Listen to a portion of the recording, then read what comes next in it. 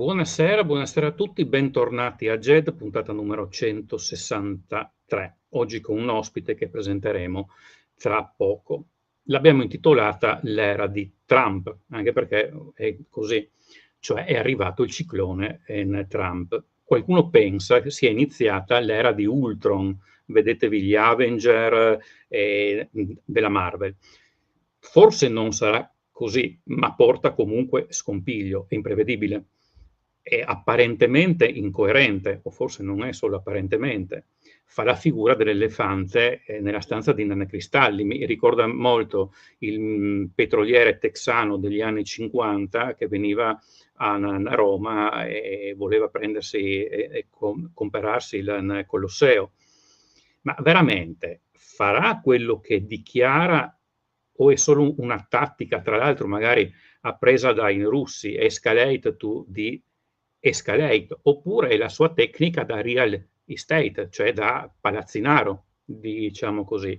Ma soprattutto poi l'apparente incoerenza e imprevedibilità è appunto, e questo è una strategia per rendere insicuro l'avversario e creargli dilemmi multipli. Però al di là delle dichiarazioni, cosa cambierà effettivamente nella politica estera americana, dall'Ucraina alla Cina al Medio Oriente, ma anche nei confronti dell'Italia? Lasciamo la Cina un po' a parte, anche perché secondo me, a parte che forse i tempi sarebbero troppo lunghi, ma secondo me non cambierà poi tantissimo da una all'altra amministrazione. Però secondo me è finito un mondo, quello imposto nel secondo dopoguerra proprio dagli Stati Uniti, cioè quello dell'ordine internazionale basato sulle regole. Chi meglio di Marco Di Liddo, presidente, cioè, direttore dell'NCESI. Ciao Marco. Buonasera a tutti. Può appunto aggiornarci su questo, cioè allora veramente è quell'elefante nella stanza dei cristalli oppure è una strategia calcolata? No, io propendo più per la seconda, nel senso che quando noi ci troviamo di fronte a fenomeni politici o a individui dal grande potere, dal grande carisma, che non riusciamo a leggere per tantissimi motivi, mancanza di fonti, diversità culturale, mancanza di apertura mentale, ci rifugiamo dietro uno schema rassicurante, una risposta superficiale che ci tranquillizza. Lo facciamo anche con i dittatori, pensiamo a quante volte abbiamo detto che il dittatore nordcoreano, il buon Kim, è matto, quante volte abbiamo detto che Putin era matto, era malato, era poco lucido, e adesso applichiamo, seppur senza questa spigolosità, le stesse categorie a Trump. Diciamo che è imprevedibile, che è un mattacchione, che è incoerente. Però io non credo che un uomo che ha vinto 2 volte le elezioni statunitensi e che ha costruito un impero economico come quello di Trump, seppur con maniere, diciamo, che per certi versi discutibili, con zone d'ombra indubbie, sia un matto, perché i matti finiscono per strada o finiscono nei centri di cura, e invece Trump è stato presidente degli Stati Uniti per 2 volte. Quindi io credo che faccia parte di una strategia, certo una strategia che rispecchia molto il personaggio, perché il personaggio è anticonvenzionale, o almeno vuole mostrarsi tale, ha costruito le sue fortune politiche sottolineando la sua differenza rispetto al classico prototipo dell'establishment politico, tanto repubblicano quanto democratico negli Stati Uniti, quando invece è un prodotto radicale del sistema americano. Ti interrompo un attimo, non dimentichiamoci che Trump è nato democratico.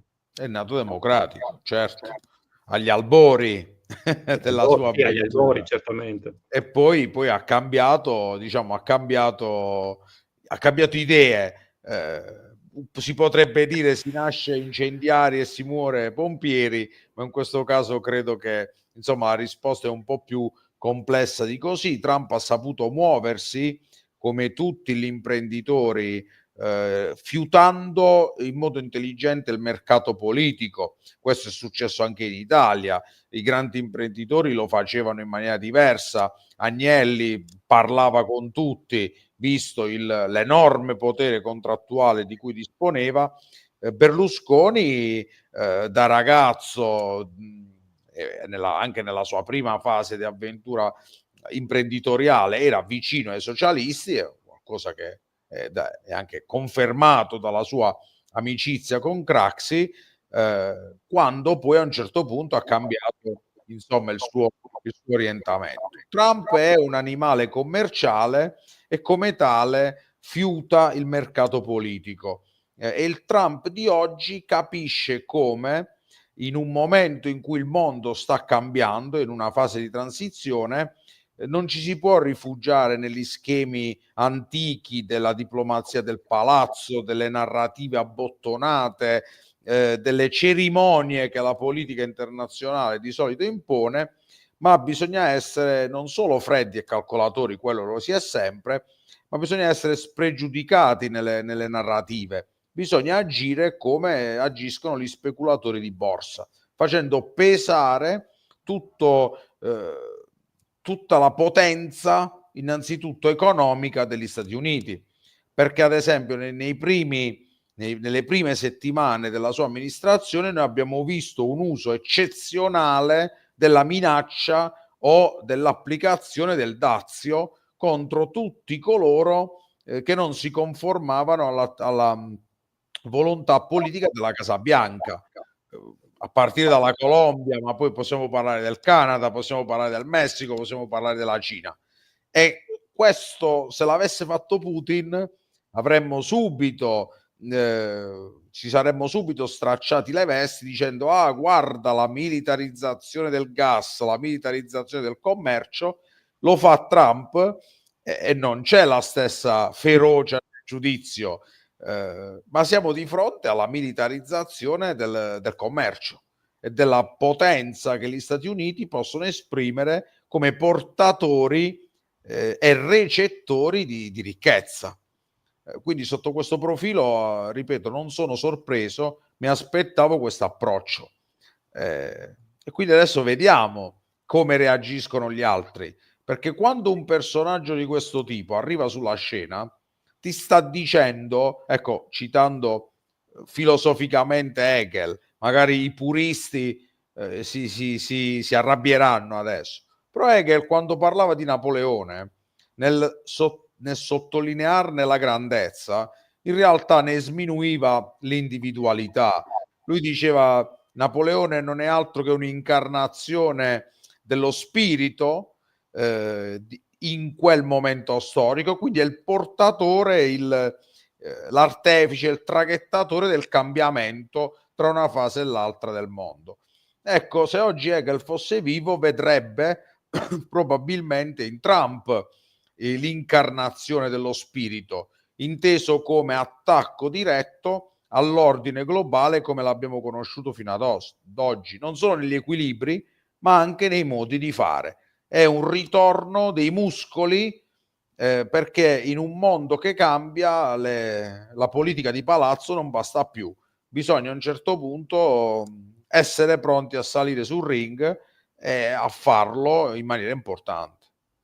Anche perché, almeno questa è la mia idea, ma ci siamo anche confrontati e soprattutto anche la tua, cioè, molti rimpiangono Biden o i democratici, ma a provocare, se ne può dire, la guerra in Ucraina, ma esattamente per le ragioni contrarie di quello che dicono e pensano i cosiddetti filorussi, è stato proprio la politica di Biden, cioè il ritiro dall'Afghanistan, il dire già preventivamente che non avrebbe, che non sarebbe intervenuto, l'essere prevedibilissimo. Sì, non solo, nel senso poi ogni amministrazione ha i propri cavalli di battaglia, i propri obiettivi. ciò che distingue gli Stati Uniti dagli altri paesi è che a garantire la proiezione strategica è di solito il deep state, quindi il grosso di queste amministrazioni senza volto e senza nome che fanno funzionare la macchina statale, mentre le singole amministrazioni un po' vengono tirate per la giacchetta dal deep state, da tutto ciò che poi il mondo delle lobby, delle varie industrie rappresenta, un po' cercano di imprimere il loro marchio. Io credo che Biden sia stato un presidente prevedibile, questo è vero, ma è anche stato un presidente che in certe occasioni non si è tirato indietro, cioè è stato coerente. Obama, che era prevedibile allo stesso modo, non so se nel 2022 avrebbe reagito come Biden di fronte all'invasione russa dell'Ucraina.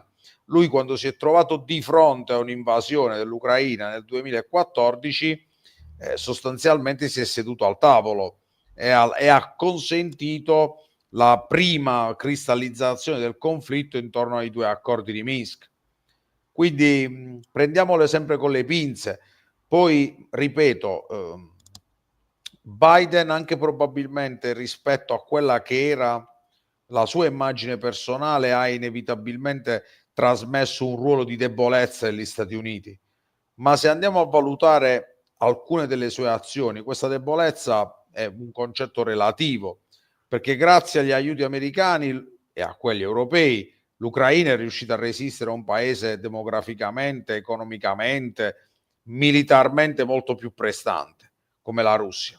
E l'aiuto che abbiamo dato noi è stato veramente una punta di spillo. In secondo luogo, ha proseguito la guerra commerciale contro la Cina, quindi c'è stata una coerenza rispetto a una visione americana di lungo periodo. E in terzo luogo ha rafforzato comunque uno degli strumenti principali dell'influenza americana, ossia la NATO, mettendo dentro Svezia e Finlandia, che quindi dal punto di vista politico comunque è un risultato incredibile.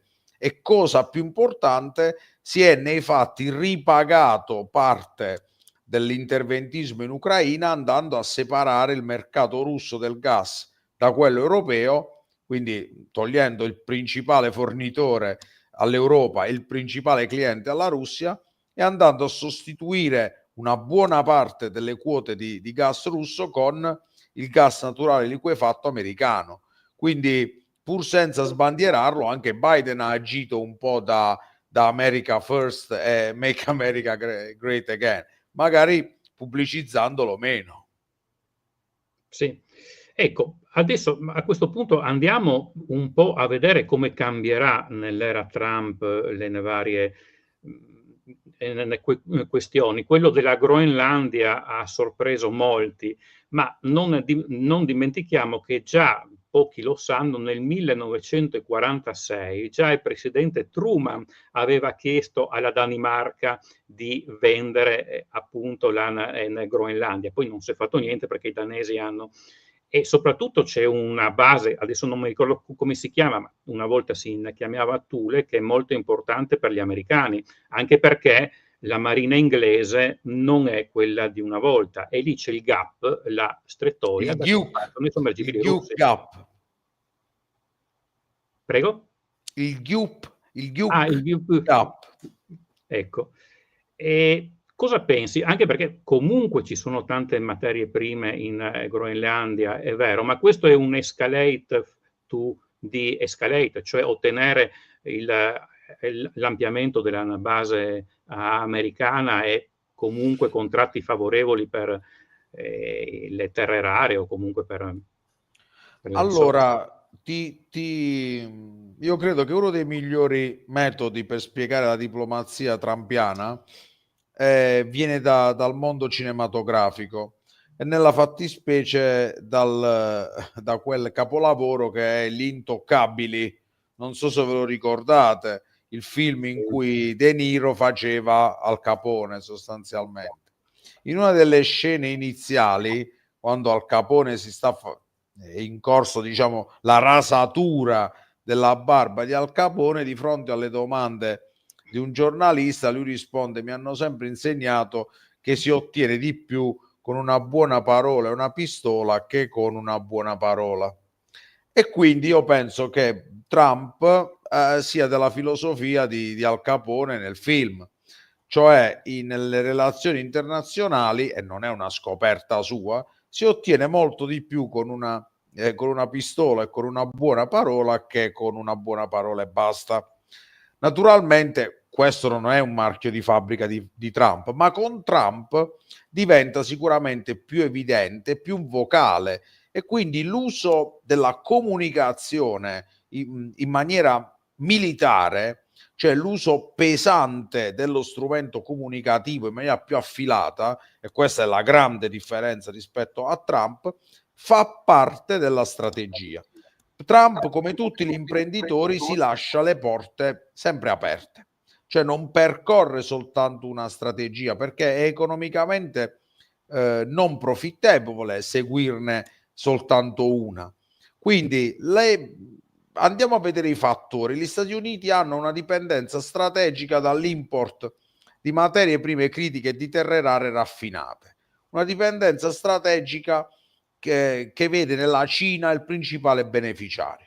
Quindi cosa succede? Che se gli Stati Uniti non riescono a creare una supply chain alternativa a queste forniture, si espongono comunque a un rischio, cioè al fatto che a un certo punto la Cina possa decidere di utilizzare questo rapporto commerciale non più in un'ottica economica, ma in un'ottica, chiamiamola, bellica, E interrompendo poi il ti flusso. interrompo, in ogni caso Trump vorrebbe far ritornare in America molta della produzione industriale, ma se non ha le materie prime... Esatto, mi hai anticipato, esatto. Il punto è questo. Fattore numero uno, c'è bisogno di ristabilire questa filiera più sicura e indipendente dalla Cina. Perché? Perché bisogna evitare il nemico numero uno, che non è un paese, non è l'asteroide che cade sulla Terra, ma non è l'epidemia, ma è la deindustrializzazione, che è un rischio che riguarda tutto l'Occidente. Come si fa a evitare la deindustrializzazione? Si cerca di favorire il comparto manifatturiero nazionale, soprattutto quello che oggi detta gli equilibri di potere nel mondo, vale a dire quello ad alta tecnologia.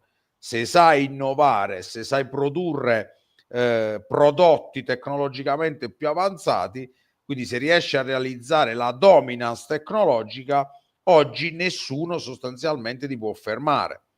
Per fare questo bisogna fare in modo però che le aziende americane siano protette, tutto il comparto industriale americano sia protetto dalla concorrenza esterna, abbia investimenti e fondi e abbia soprattutto materie prime critiche e terre rare a disposizione in quantità, ripeto, sicura e a prezzo conveniente.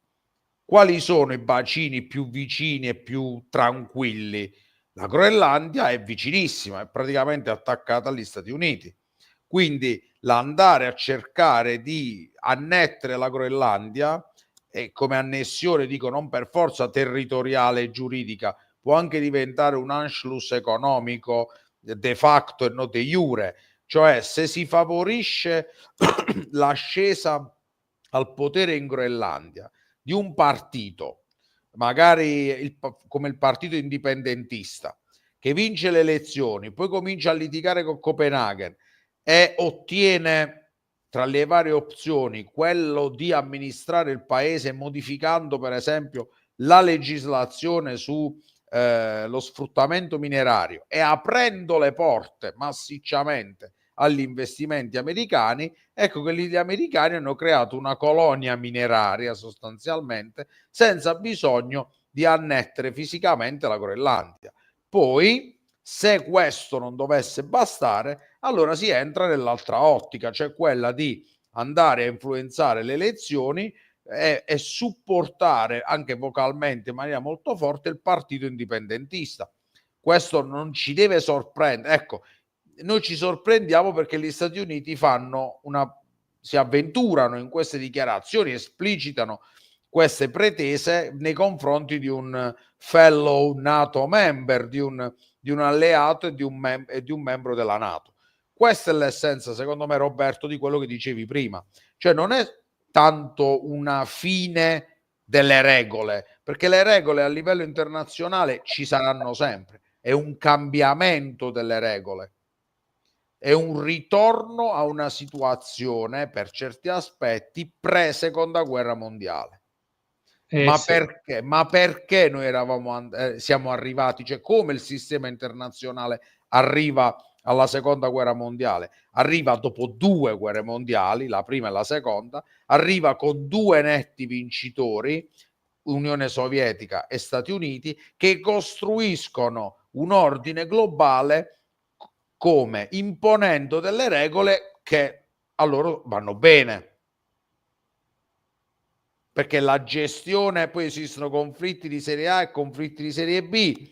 Pensiamo, per fare un esempio, alle tante, troppe guerre in Medio Oriente. Ricordiamo che la crisi di Suez a un certo punto viene risolta, siamo negli anni di Nasser, quindi negli anni 50, viene risolta perché a un certo punto Stati Uniti e Unione Sovietica si mettono d'accordo e dicono, in barba a qualsiasi sistema internazionale, che quello che sta succedendo a Suez, quello che sta succedendo in Egitto non va bene, e quindi inglesi e francesi devono stare fermi.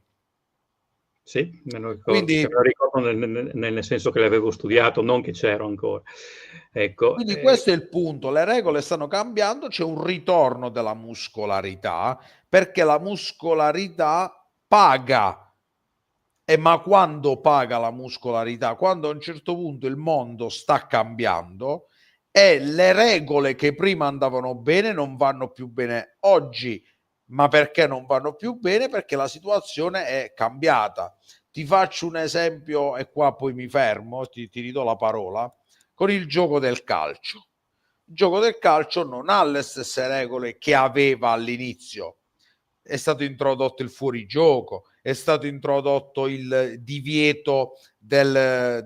ricordo che Marco Di Liddo, scusa, è anche un grande esperto di calcio, quindi quando ci saranno i mondiali e malato. gli europei lo avremo, ma per altre cose, non per la geopolitica. Sono un malato di calcio, tifoso del Milan e fantacalcista, quindi ce le ho tutte.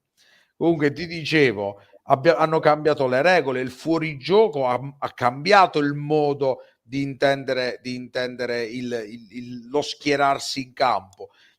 Il dire il portiere non può prendere la palla con le mani sul retropassaggio di un proprio compagno di squadra ha cambiato il ruolo del portiere. Ma e perché a sua volta c'è stata questa evoluzione? Perché cambiavano gli atleti, lo sport diventava sempre più professionistico, attirava sempre più interessi, quindi bisognava venirsi incontro. Bene, lo stesso principio si applica alle relazioni internazionali. Il mondo perfetto che noi descriviamo post 1945 a India, Cina, paesi emergenti, il cosiddetto sud globale, non va bene, perché era un ordine che li penalizzava. Sì. È arrivata una domanda, e te la pongo subito, di Rosario Picolla. Perché a Biden non sfioravano proprio queste idee? Eppure non vedeva anche lui la Cina come il vero nemico? No, ma l'ha fatto, attenzione, Biden l'ha fatto, infatti la sua politica, il signor Rosario, pone una domanda sacrosanta. Biden l'ha fatto, cioè le politiche anticinesi dell'amministrazione Biden sono state forti anche a livello, non solo, ripeto, a livello di politica commerciale, ma anche come containment della Cina nell'Indo-Pacifico e in tutta la zona di quei mari chiusi prospicenti la costa cinese, o con Taiwan. Ricordiamo quanto i viaggi di Nancy Pelosi infastidivano Pechino, e quelli non erano viaggi di piacere, insomma, cioè, erano viaggi che testimoniavano qual era la postura americana, o le proposte fatte alle grandi aziende di semiconduttori e di chip taiwanesi di prendere la produzione e portarla negli Stati Uniti, sono partite dall'amministrazione Biden. è un modo diverso di intendere, di presentare il prodotto, ma l'essenza del prodotto resta la stessa. E le dico, sempre signor Rosario, mi rivolgo a lei, pensiamo anche alla nostra povera Europa. Noi per anni, o meglio, abbiamo sempre visto Trump come il nemico, perché non ci piace, perché Trump dice dovete portare la spesa al 5%, gli Stati Uniti devono finire di pagare la difesa anche dell'Europa, eccetera. La bilancia commerciale non va bene, la dobbiamo cambiare, però io, e lo farò fino allo sfinimento. Mi dia del tu, Marco, ha detto Rosario. Va bene, Rosario, ti do del tu.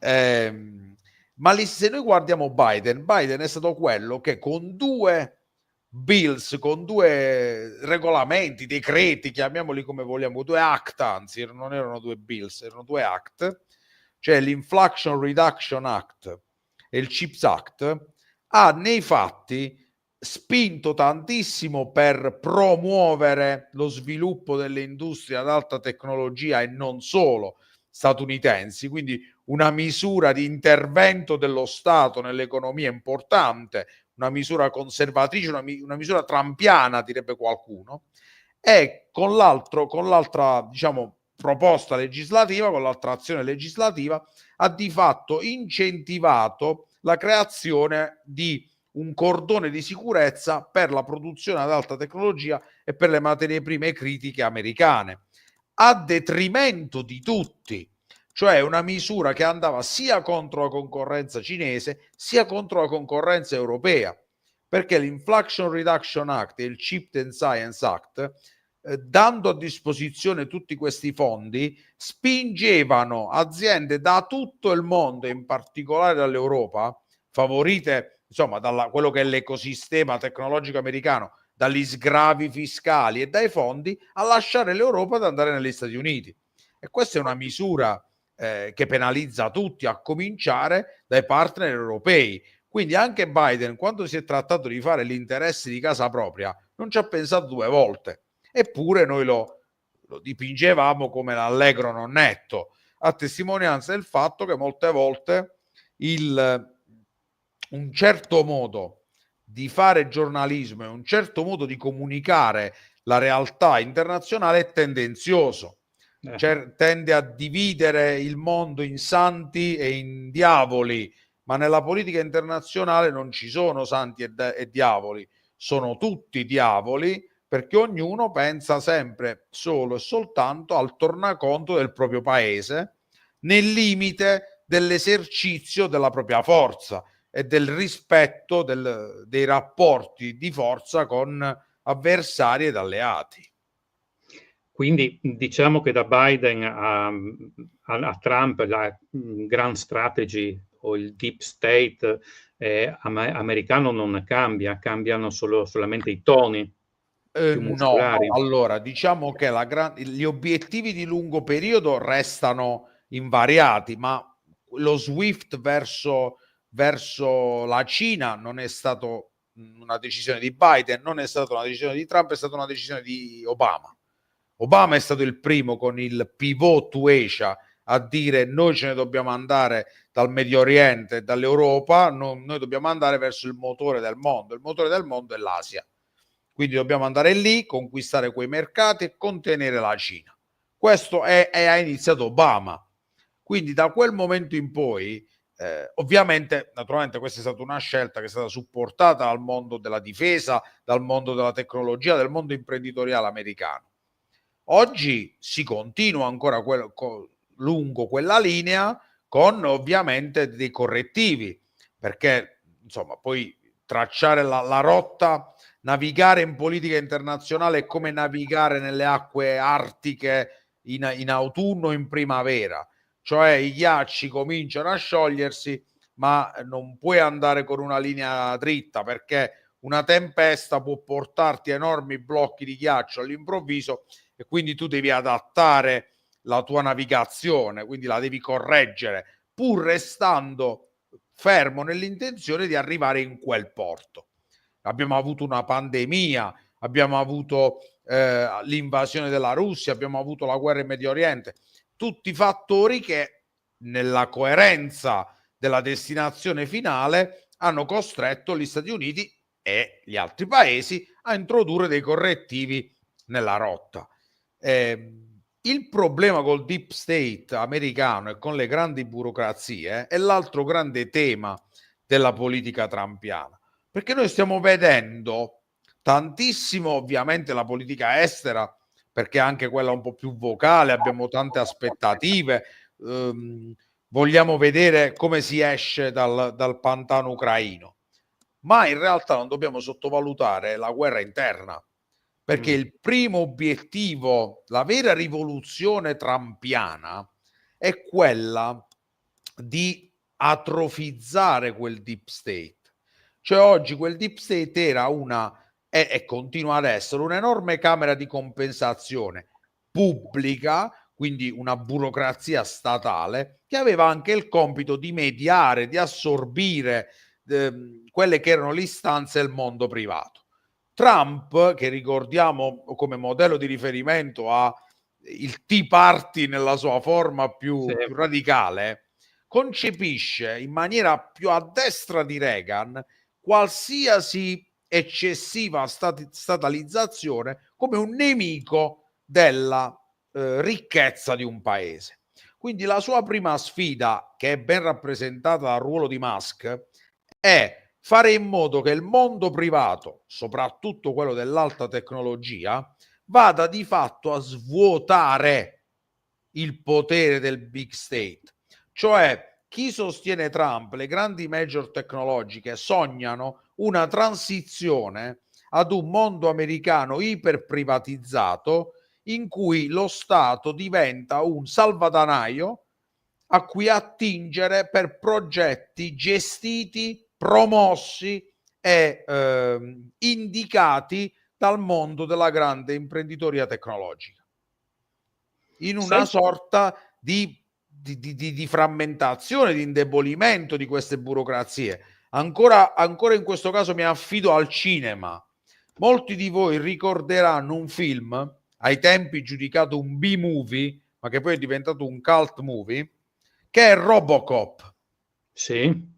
Allora io oggi non voglio parlare ovviamente dell'integrazione uomo-macchina e del poliziotto Alex Murphy divenuto Robocop, ma del concetto alla base, dello scenario. Se voi ricordate, lo scenario è un'America in cui la sfera pubblica perde praticamente qualsiasi autorità, qualsiasi fondo, rappresentato dalla polizia di Detroit, che non ha soldi, che ha uniformi obsolete, strutture vecchissime, e che a un certo punto, per essere aiutata nella lotta contro il crimine, si affida ad una società privata, la quale società privata fornisce, all'epoca erano i primi droni terrestri da battaglia, quindi praticamente equipaggiati, e poi fa l'integrazione uomo-macchina con Robocop. Ma sia i droni che Robocop restano di proprietà della società privata, e la società privata poi nei 3 film si prende sempre più libertà finché si arriva allo scontro, se ricordate, in Robocop 3, tra le milizie della corporation privata e i poliziotti di Detroit. Quindi ancora una volta i maestri del cinema sono stati dei visionari nell'anticipare alcune tendenze che oggi viviamo. Certo, è difficile immaginare oggi, non lo so, le società di Musk che schierano il proprio esercito e quindi agiscono come Stato nello Stato. Ricorda anche Star Wars. Esatto, un po' Star Wars, però noi vediamo 2, col caso Starlink, vediamo comunque un precedente che ci dà il senso del tempo.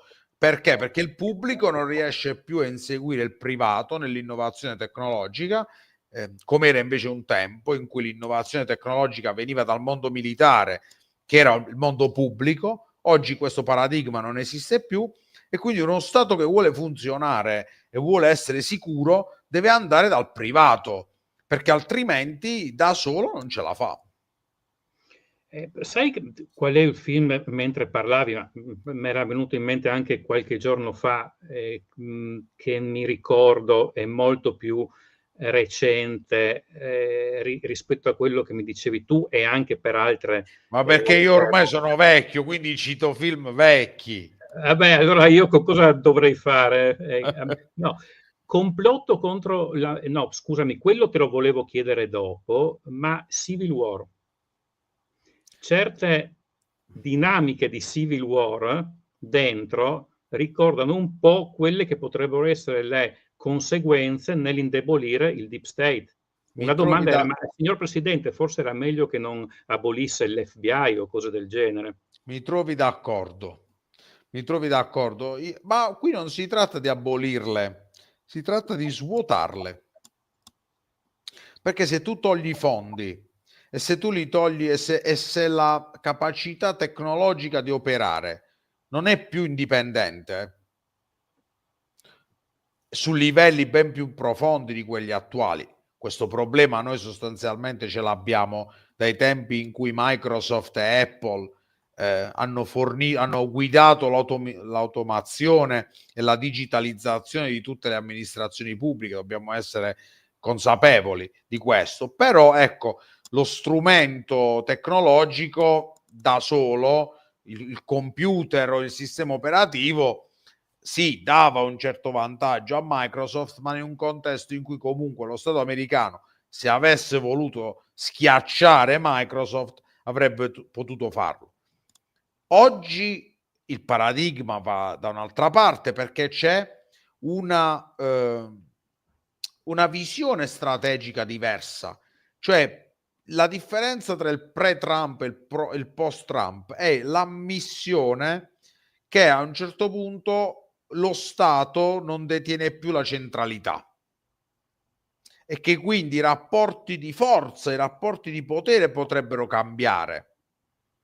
E io ripeto, vi può sembrare un discorso folle, vi può sembrare un discorso radicale, però ci sono dei segnali che vanno in questa direzione e sono preoccupanti, perché rappresenterebbero un cambiare di direzione rispetto a 300-400 anni di evoluzioni delle istituzioni che invece ponevano lo Stato al centro, la gestione della collettività al centro, la separazione tra il patrimonio del sovrano e il patrimonio dello Stato. Sì. Cosa succede se oggi il patrimonio dello Stato diventa sempre più come dire, risicato e va tutto a rinforzare major private che, ripeto, se minacciate di un'indagine federale possono spegnere un segnale satellitare, possono creare disservizi, possono sospendere l'utilizzo di un sistema operativo. Cioè, è questo quello che vi dico. Si può arrivare a questo punto? Perché no? Beh, mi ricordo un film che adesso però non ricordo il titolo, ma era con Julia Roberts, in cui gli sceneggiatori erano i coniugi Obama, in cui si vedeva una specie di colpo di Stato dove appunto le Tesla andavano per conto loro, arrivava una petroliera sulla spiaggia, tutti scappavano, eccetera, eccetera. Non si capiva chi fosse, chi non fosse, semplicemente erano fuori New York e vedevano che New York in quel momento era bombardata. È stato però quello che è inquietante è che tra gli sceneggiatori, i produttori, scusa, non gli sceneggiatori, c'erano i coniugi Obama. Si lascia interdetti. Esatto, infatti. Ma magari l'idea gli è piaciuta. Ma poi una cosa rispetto a quello che ne parlavi sullo Stato e così via mi fa riflettere. Sai, andiamo un po' sul militare, il progetto del NGAD, cioè l'aereo di sesta generazione. Adesso gli Stati Uniti vogliono revisionare il progetto perché è troppo costoso. Ma se tu vedi il costo previsto dell'aereo di sesta generazione, fatti ovviamente i valori degli anni di metà degli anni 70 certo. oggi, Un F-14 Tomcat, quello di Top Gun, costava esattamente lo stesso, intorno ai 350 milioni di dollari di oggi. Quindi la capacità industriale ed economica degli Stati Uniti che è scesa. Beh, E ne hanno fatti indubbiamente 600, qui ne vogliono fare 300, ma di 300. Combat sono stati 600. Beh, indubbiamente i tempi sono cambiati e sai, Roberto, costoso non è un valore assoluto, cioè come mi insegni, costoso è qualcosa di relativo a seconda del momento storico e delle esigenze e delle priorità di un'amministrazione. Se al momento si ritiene che un sistema d'arma sia troppo costoso, è rispetto magari al requisito o rispetto alla minaccia che deve neutralizzare, e magari rispetto alla comparazione con altri investimenti pubblici che invece vengono ritenuti prioritari. E in questo caso ricordiamo che comunque gli Stati Uniti hanno tutta una serie di programmi, c'è bisogno di intervenire sulla flotta, c'è bisogno di intervenire sull'arsenale nucleare e È un po' soprattutto malmessa la flotta, in effetti. esattamente. No, più che altro rispetto ai numeri giganteschi, i numeri non si discutono, per l'amor di Dio, però ecco, la manutenzione, il mantenimento della piena capacità operativa sono principi che non vanno derogati. Quindi la superpotenza, se deve essere super, non lo deve essere solo sui numeri, sulla carta, ma come già lo è, ma lo deve essere anche nella capacità, nella piena operatività di quei numeri. Non ne parliamo dell'arsenale nucleare, voglio dire, anche lì c'è bisogno un po' di svecchiare, c'è bisogno un po' di intervenire, sono costi altissimi. E poi c'è spazio nuova frontiera. E non dimentichiamo che la space economy potrebbe essere, con la partita sulle terre rare, la nuova frontiera, è uno dei cavalli di battaglia dell'amministrazione Trump, anche perché insomma è uno dei main business del signor Musk. Ecco. Allora, visto che ci stiamo un po' avvicinando alla fine, incominciamo ad andare ai vari teatri di Cosa ne cambierà. A proposito di film, in realtà è stata fatta una serie, ma io ho letto il libro, non ho visto la serie. Adesso, premessa, non voglio paragonare Trump a Lindbergh, poi quando dico il libro capirete qual è, ma Philip Roth, Complotto contro l'America, ricorda qualcosina anche su quello che ne stiamo vivendo per certi versi. In che senso? Definisci meglio il concetto. Io stavo già parlando dell'Ucraina, quindi in quel momento l'America smise di aiutare la Gran Bretagna che era in guerra con la Germania. Qui stiamo andando, ribaltando tutto perché nel romanzo distopico di Narod, Roosevelt morì, non mi ricordo se per un attentato o cose del genere, quindi vinse le elezioni Lindbergh, che era simpatizzante del nazismo, andando appunto per sommi capi sul libro. Quindi gli Stati Uniti incominciarono a smettere di aiutare la Gran Bretagna contro Hitler, mi pare che eravamo nel 40-41. E anche perché poi si vede alla fine nel libro, vabbè, non voglio spoilerare, che Lindbergh non poteva per certe ragioni far altrimenti. Poi Lindbergh, vabbè, no, non lo dico perché se vi leggete il libro non voglio dirvi il finale. Per certi versi, comunque, ricorda quello che potrebbe accadere con l'Ucraina, anche se io ho un'idea diversa, cioè molto semplicistica e forse un po' troppo. Allora, Trump tenta in tutti i modi di far finire la guerra in pochissimi mesi. Putin in realtà fa finta di trattare, ma vuole andare avanti almeno a fine anno, perché il plateau praticamente della potenza russa si raggiungerà più o meno a fine anno, ma poi ci sarà una rapida decrescita. Non è adesso il perché, non lo diciamo perché se no stiamo troppo tempo. E Trump, visto quello che è, per usare un francesismo, si incazzerà e incomincerà a rifornire anche sempre più di armi l'Ucraina. Quindi tu vedi questo? Potrebbe essere uno scenario, secondo me. Allora, io cerco di vedere, di mettere insieme i fattori, ne abbiamo discusso tante volte anche qui in questa sede, Roberto. Il problema qual è? È vero che la Russia non è ancora arrivata al massimo dei giri del motore, ma è vicina. Sì.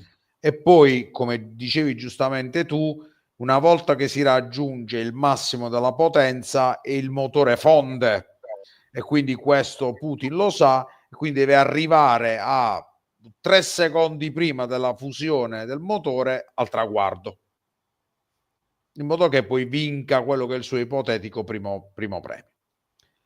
È anche vero però che gli Stati Uniti non possono andarsene dall'Ucraina strappando un accordo che venga giudicato come disonorevole o lesivo verso l'immagine dell'uomo forte. Perché tutto si possono, nell'ottica di quello che dicevamo prima, se la narrativa e l'uso della comunicazione è uno strumento fondamentale per le trattative in giro per il mondo, io non posso avere tutto il mondo che mi dice gli Stati Uniti codardi e inaffidabili hanno abbandonato l'Ucraina al coccodrillo, all'orso russo. E questi fattori vanno messi a sistema. Cosa farà secondo me? Cosa succederà secondo me? Trump ha bisogno di incassare subito un risultato concreto che lo mostri al pubblico americano e a parte del pubblico globale come uno che mantiene le promesse. Quindi bisogna arrivare a un punto in cui i cannoni tacciono in Ucraina. Questo tacere dei cannoni non deve essere per forza eterno, perché l'obiettivo dell'amministrazione Trump, che si muove su un'ottica speculativa, non è quella di creare un'architettura di pace duratura e stabile in Europa, perché Trump è perfettamente consapevole che il futuro dell'ordine globale si gioca anche in quello, il preludio, l'Ucraina è il preludio, ma la partita principale si gioca in Asia. Quindi ci devono essere risorse, uomini e attenzione che devono essere girate lì. E in questo senso l'Ucraina è un gioco a perdere, perché agli Stati Uniti, al pubblico americano interessa relativamente, è un gioco costoso e tiene sempre Washington concentrata perché c'è la graticola comunque di un confronto, di un incidente, di qualcosa che inneschi l'escalation con Mosca. Quindi secondo me l'obiettivo più facile che loro possono raggiungere, quello che potrebbe accontentare tutti, è una sorta di armistizio nel quale si riconoscono le acquisizioni territoriali russe totalmente o parzialmente, anche se io sono più incline al parzialmente, nel senso si dice perfetto, lo stato di cose è questo e teniamocelo. Ti interrompo, io non credo che l'Ucraina mollerà l'oblast di Zaporizhzhia perché è l'origine più o meno della cultura ucraina nel 1600, Certo, i cosacchi anche prima i cosacchi, certo, è ma come anche se noi cedessimo la Toscana o il Piemonte. certo, ma non solo, c'è anche le centrali lì, è il cuore energetico dell'Ucraina, cioè cedere quelle centrali vuol dire avere poi anche un problema di produzione elettrica concreto. No, ma io credo che non si andrà in una direzione, cioè l'armistizio e il riconoscimento delle acquisizioni russe non sarà sulla base di quello che i russi hanno dichiarato, ma sulla base di quello che i russi controllano. Quindi loro hanno detto noi abbiamo Lugansk, Donetsk e compagnia cantante annessi, ma non verranno ceduti gli oblast nella loro interezza, ma semplicemente nella fascia di controllo russa. Sarà bello capire come ci si comporterà sui territori attualmente contesi, le città accerchiate, cioè come sarà, oppure gli hub logistici dove si combatte e ancora non c'è un vincitore. Lì sarà un problema non secondario. Quindi ritengo che l'armistizio è quello a cui ambiscono un po' tutti. Trump perché può dire perfetto, avete visto, la guerra è finita. Adesso europei vedetevela voi. Ucraini, se voi volete le armi, mi dovete dare le terre rare. E russi, voi finché sono io alla Casa Bianca non rompete le scatole, perché io devo concentrarmi su altre vicende.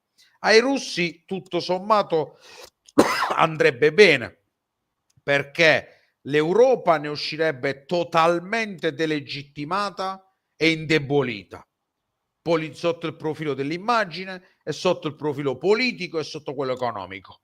Perché se in una trattativa del genere nessun leader europeo viene invitato, l'Europa è morta ufficialmente, perché viene trattata a livello di territorio e di geografia, viene trattata come l'Africa ai tempi, voglio dire, delle colonie, cioè in cui altri decidono come sarà il tuo assetto politico, cosa che è già successa nella seconda guerra mondiale, ma nella seconda guerra mondiale noi avevamo comunque i morti dalla nostra parte, nel senso la Francia ha combattuto, il Regno Unito ha combattuto, l'Italia ha fatto la guerra partigiana, cioè c'era e poi nella prima fase ovviamente era con la Germania nazista, quindi lì c'era un coinvolgimento attivo e diretto di tutti.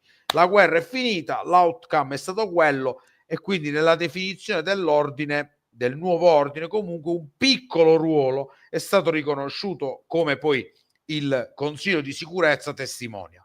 Oggi c'è invece una passività mostruosa, cioè si dice agli europei: questa guerra è in casa vostra, finisce così perché io stabilisco così e adesso ve la vedete voi, cioè con una passività mostruosa. Noi veniamo totalmente esclusi, non ci chiedono assolutamente qual è la nostra idea, perché noi pretendevamo e pretendiamo di tutelare il nostro interesse senza utilizzare strumenti di piena coercizione. Questa è la verità, perché poi non vorrei essere crudo, ma se tu ritieni che l'Ucraina sia un tuo obiettivo strategico, ti devi impegnare per difenderla e ti devi impegnare per andare a garantirne la capacità di riconquista dei territori, consapevole di tutto quello che il tuo avversario può fare. Noi questo non l'abbiamo fatto perché abbiamo avuto paura. Questa è la verità, perché siamo stati divisi e perché quando si tratta di mettere le mani al portafoglio per garantire la deterrenza e la capacità anche di offesa militare, veniamo meno. Per un senso, non lo so, di colpa storica o perché non abbiamo le risorse o perché semplicemente pensiamo che le nostre popolazioni vecchie e abituate ad un benessere tracotante come nessun'altra società nel mondo non siano disposte a nessun tipo di sacrificio nell'arco della loro vita, perché poi il ragionamento è sempre sulla vita dell'individuo, per andare a realizzare un obiettivo strategico che prescinderà la propria esistenza e che impatterà su quella di figli e nipoti. Beh, vista la caratura dei politici europei, non ci si poteva aspettare altro. Questa è la verità. Noi subiamo veramente uno smacco infinito, a meno che decidiamo, ma è un'utopia, è un ragionamento così, cioè nel senso non saprei neanche dirti quanto sia possibile, decidiamo di dire noi non siamo d'accordo con Trump, noi l'armistizio non lo vogliamo e da oggi in poi la musica in Ucraina cambia. Ma il giorno dopo, sai cosa fa Putin? Il giorno dopo Putin lancia un balistico in una zona in Moldavia, ecco, lancia una serie di attacchi balistici in Moldavia contro magari anche obiettivi simil militari o contro infrastrutture strategiche come ha fatto in Ucraina e vede come reagiamo noi. E ci va bene se lo fa sulla Moldavia. Lo fa sulla Moldavia perché la Moldavia è fuori da ogni sistema di dell'Unione garanzia. Europea. E poi vede come reagiamo noi. Ma in effetti non è che dobbiamo arrivare al 2,5% delle spese della difesa perché ce lo chiede Trump e che abbiamo bisogno di un minimo del 2%. Vabbè, il 3%, il 5% è isteria, ma il 2,5% purtroppo ne abbiamo bisogno. No, esatto, esattamente, perché poi non si capisce, cioè quello che non riusciamo a capire è che noi pensiamo che l'arena internazionale funzioni come una sorta di trattativa economica in cui ci sono delle regole ben precise, c'è il diritto penale, c'è il diritto dei contratti e quindi anche le scorrettezze tra aziende si muovono in un perimetro definito. No, qui non è così, non è più così. I russi fanno sabotaggi, tagliano i cavi sottomarini, provano attacchi informatici, danneggiano i sistemi di comunicazione ferroviaria, incendiano le fabbriche o testano i nostri tempi di risposta a sabotaggi, attacchi non convenzionali verso le basi militari. Fanno tutto questo e prendono dati, prendono esperienza, vedono i nostri tempi di reazione. Quindi questo non è l'atteggiamento di un paese che si vuole sedere al tavolo in scioltezza. Questo è un paese che sta prendendo le misure, che dice che una volta che gli Stati Uniti se ne sono lavati le mani, noi la scommessina sull'inginocchiamento dell'Europa la facciamo, perché non è un problema del confronto totale, quindi di tutte le divisioni europee contro tutte le divisioni russe. No, non è questo. I russi sanno che non hanno bisogno di arrivare a tanto, perché non devono sconfiggerci sul campo di battaglia, ci devono sconfiggere nelle assemblee parlamentari. Sì. È lì la battaglia, è lì la vera partita.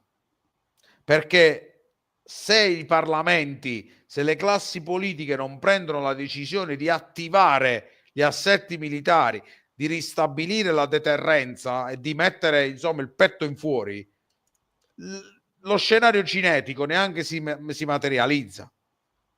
E questo i russi lo sanno perché hanno visto la superiorità delle nostre armi.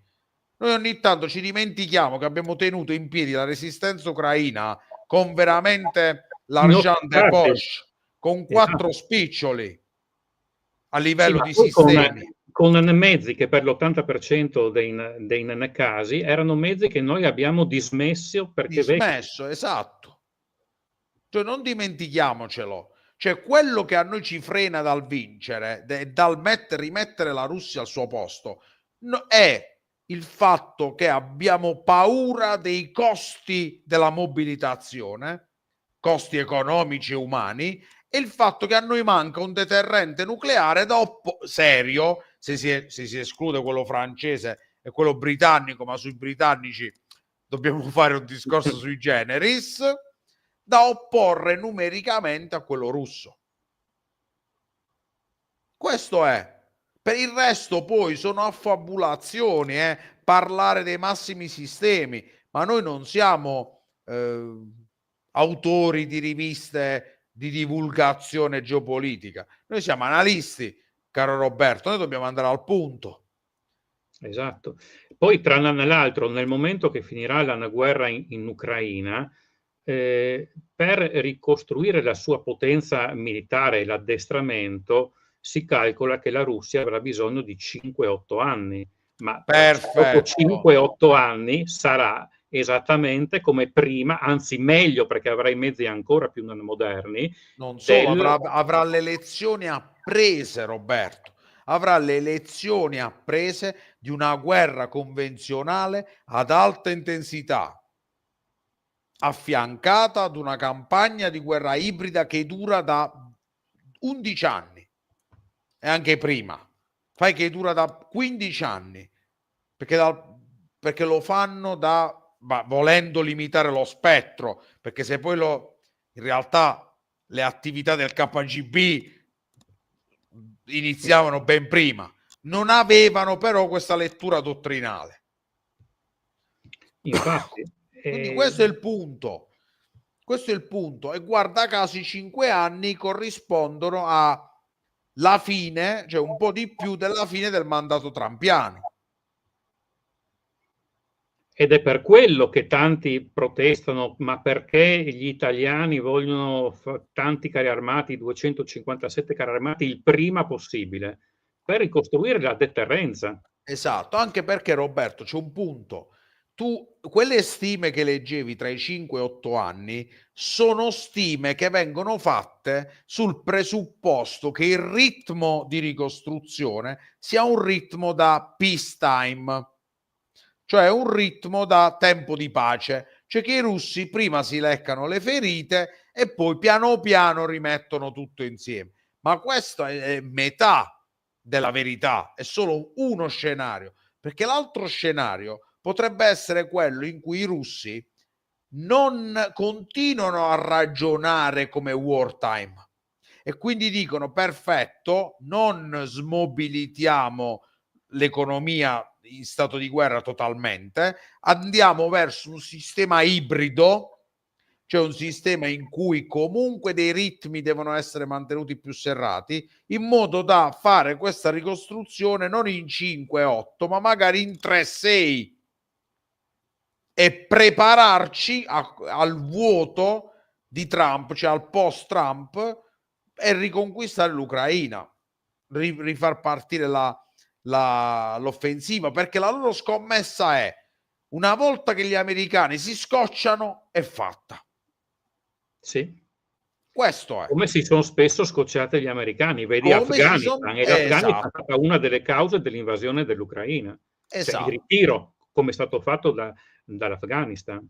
Ed è una scommessa che, se si va all'armistizio, i russi hanno vinto e noi dobbiamo avere l'onestà intellettuale e analitica di dire che se si va all'armistizio è il momento più basso della storia e della cultura strategica europea e euroatlantica, perché sono state dette delle cose che sono state fatte cadere nel dimenticatoio come se si fosse sbagliata la ricetta della carbonara. Si è trattato il futuro dell'Ucraina e la liberazione dell'Ucraina alla stecura del dire: nella carbonara si mette il guanciale o si mette la pancetta. Perché è vero, noi abbiamo detto non esiste pace finché non saranno tutti liberati, è la vittoria fino alla fine, e viva l'Ucraina, e così, e ci ritroviamo nel 2025 con un presidente americano e che i suoi ministri, chiama i suoi segretari di Stato, che dicono: l'Ucraina nella NATO non entra, qua la riconquista dei territori 1991 è impossibile, dobbiamo fare una cosa realistica e ci sarà un do ut des in cui i russi si terranno quello che ci hanno sotto controllo e noi andremo a ricostruire l'Ucraina prendendoci quello che ci serve. Agli ucraini, agli europei, le briciole. Questo è lo scenario che si sta delineando. Una volta che gli americani si saranno stufati di questo e diranno: l'Ucraina non è più fruitful, a quel punto i russi diranno: bene, ricominciamo. Quindi l'Ucraina si dovrà riaddestrare, cioè anche l'Ucraina dovrà riorganizzarsi, perché vivrà perennemente e giustamente il timore di un'invasione russa. E noi avremo in Europa un paese, te lo dico adesso, lo sottoscrivo, per fortuna è registrato e quindi lo potremo vedere, per essere io smentito o per vedere se avrò ragione. Noi creeremo nel cuore dell'Europa un Israele bis. L'Ucraina diventerà un Israele bis, nella cultura strategica, nel modo di pensare, nelle paure e nel rapporto con l'altra sponda dell'Atlantico. E quindi potrebbe succedere l'anapolitica del cane pazzo. Precisamente. Beh, mi ricorda una frase di, penso fosse Brzezinski, che la Russia senza l'Ucraina non è un impero, e la Russia si sente un impero. Sì, sai che diciamo un paese non ha una percezione autonoma. L'Ucraina è importante per le sue risorse, l'Ucraina è importante perché tenere l'Ucraina nella territorialità russa dimostra che la Russia va fino in fondo per la protezione dei propri interessi, che difende quello che ritiene essere il suo spazio vitale e che va fino alla fine nel mantenere l'attuale statualità, al di là di come si sente, impero o meno. Tenere l'Ucraina serve a dimostrare alle repubbliche dell'Asia centrale, intendo non l'Eastern countries, gli oblast russi delle periferie, che non se lo devono togliere dalla testa di avere ambizioni di andare per i fatti loro. Quindi questo è. Poi io sai che non amo le definizioni che personalizzano e creano una personificazione degli stati. Gli stati non sono persone, non si sentono in nessun modo. Gli stati hanno delle classi dirigenti che perseguono degli obiettivi strategici Putin è il precisi. frontman di una classe dirigente, di un deep Esatto. state russi, è solo il frontman, cioè solo. Esatto, Non, frontman sì, non proprio pesante, solo, ma insomma, esatto. No, diciamo che la Russia si sente un impero, ma la domanda è: la Russia si sentiva un impero anche nel 1400, nel 1300, nel 1200? No, la Russia è un'entità statale che si è evoluta, ha assunto una determinata territorialità e cerca di perseguire i suoi obiettivi strategici sulla base di quel dimensionamento geografico. Tutto il resto, quindi l'impero con le sue simbologie e le sue narrative, sono sovrastruttura rispetto alla governance. Questo è il discorso. Sentirsi impero cosa vuol dire? Ci si comporta come un impero, non ci si sente un impero. sì, giustamente.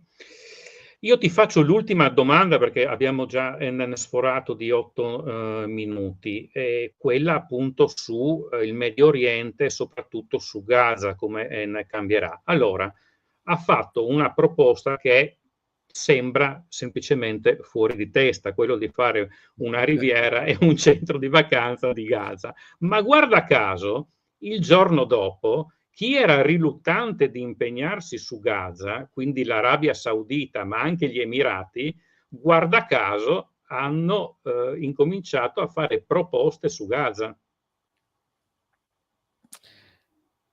Perché quella che noi chiamiamo una proposta fuori di testa non è una proposta di Trump. Quella è una proposta dell'estrema destra israeliana che da tempo vuole cacciare i palestinesi da Gaza e dalla Cisgiordania, perché tra i vari, al di là anche qui delle idee su qual è la territorialità legittima di Israele, Israele ha un problema di spazio.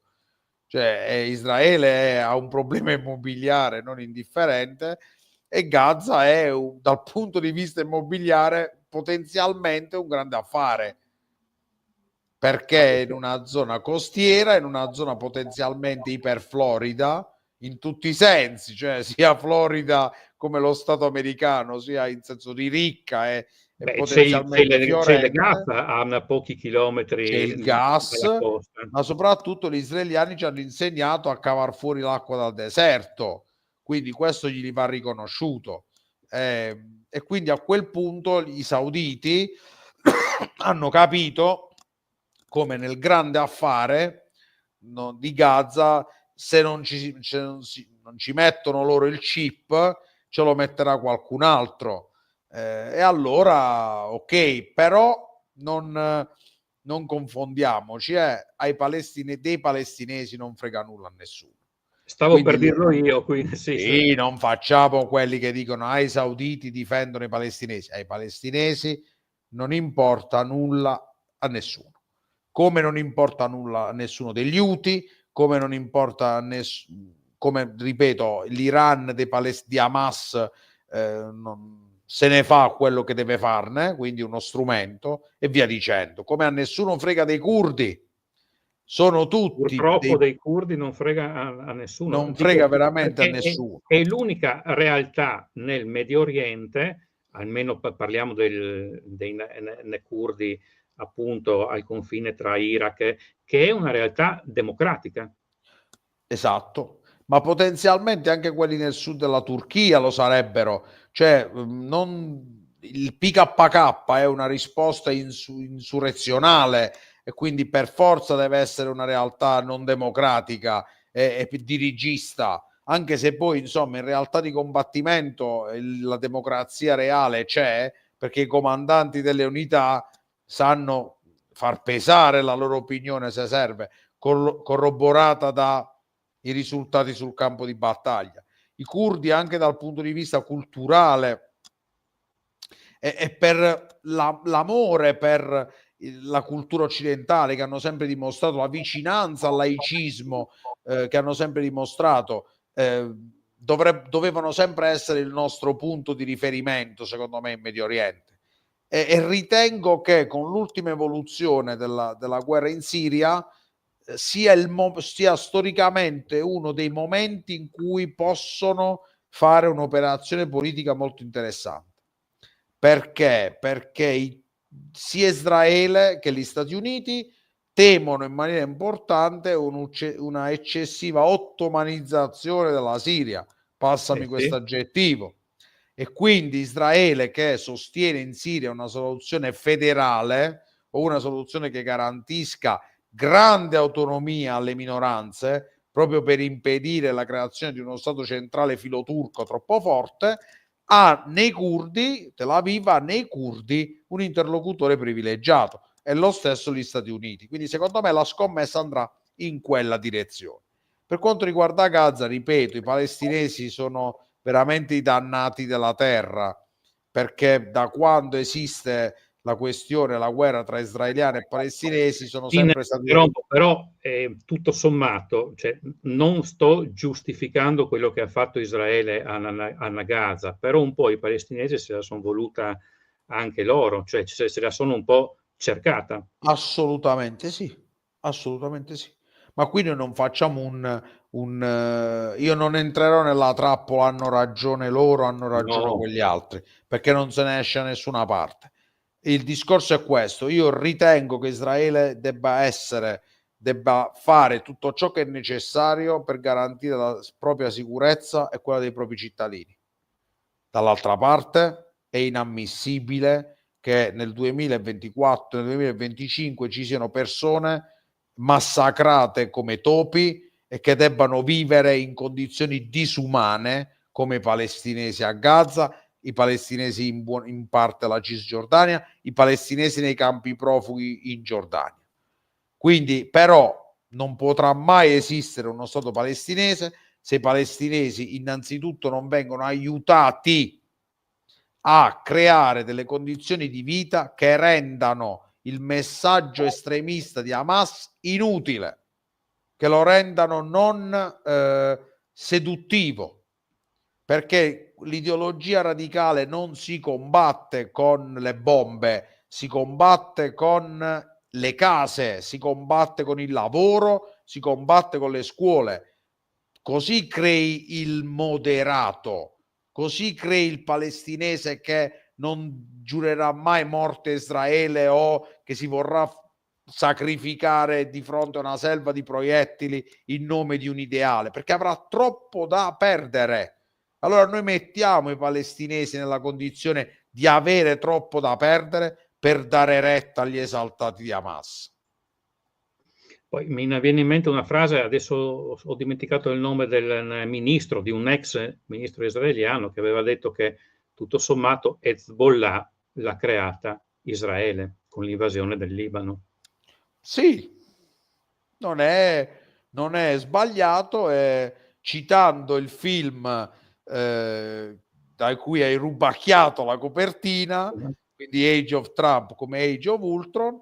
A un certo punto, in una delle prime scene del film, ci sono i gemelli Maximov, quindi c'è Scarlet Witch, Wanda e Quicksilver, che entrano in questa chiesa a Latveria, se ricordo bene, dove c'è Ultron, e mentre discutono di nemici avversari, Ultron dice diciamo, i soggetti creano sempre quello che temono, quindi gli invasori creano gli Avengers, Israele crea Hezbollah, ecco. Bene, dopo questo finale è un po' esoterico, anche perché ci sarebbero implicazioni molto più profonde su questo. Chiudiamo qua. Io andrei avanti ancora 2 ore, ma ovviamente non ti posso lasciare 2 ore ancora a parlare. Però grazie per gli approfondimenti che hai fatto, veramente. Grazie a voi. Per me è sempre un piacere essere vostro ospite, in particolare chiacchierare con te, Roberto. Purtroppo a causa dei tanti impegni negli ultimi mesi è stato più difficile, però ti ringrazio sempre di Impegni avermi reciproci, perché anch'io purtroppo ho avuto altre cose da fare, quindi. Però ammiro e ringrazio la tua perseveranza e sono contento che siamo riusciti a trovare una finestra per chiacchierare. Anch'io molto. E vabbè, lo ne diciamo anche pubblicamente, speriamo in quel posto di andare prima o dopo a cenare assieme. Non possiamo fare pubblicità No, occulta. appunto, io non dico dove, però insomma, ecco. No, lo spero anche. Vabbè, ma a parte che noi non siamo un programma finanziato, quindi No, guarda, quindi quindi me ne si assumo può io la dire. responsabilità. Diamo una nota di colore. Diciamo, forse qualcuno ne abbiamo parlato in passato. La mia vita da studente universitario l'ho passata in Friuli Venezia Giulia, nella fattispecie a Scienze Internazionali e Diplomatiche a Gorizia, e ci torno spesso volentieri. Da qualche anno nelle vicinanze ha aperto un agriturismo. Questo agriturismo è gestito da Paolo Vidoz, l'ex campione di pugilato. Io ci sono andato a mangiare diversi anni fa e ci siamo promessi con Roberto di ritornarci, perché è un ambiente molto caloroso, molto caratteristico, e dove si mangia anche bene. Questo è. Si mangia benissimo, infatti. Ecco, dopo questa nota di colore, ancora grazie, e ci vediamo tra 15 giorni, perché appunto diradiamo un po' proprio per impegni vari che abbiamo le trasmissioni. Quindi ci vediamo tra 15 giorni. Grazie e grazie Marco. A Buona voi, serata a tutti. buona serata.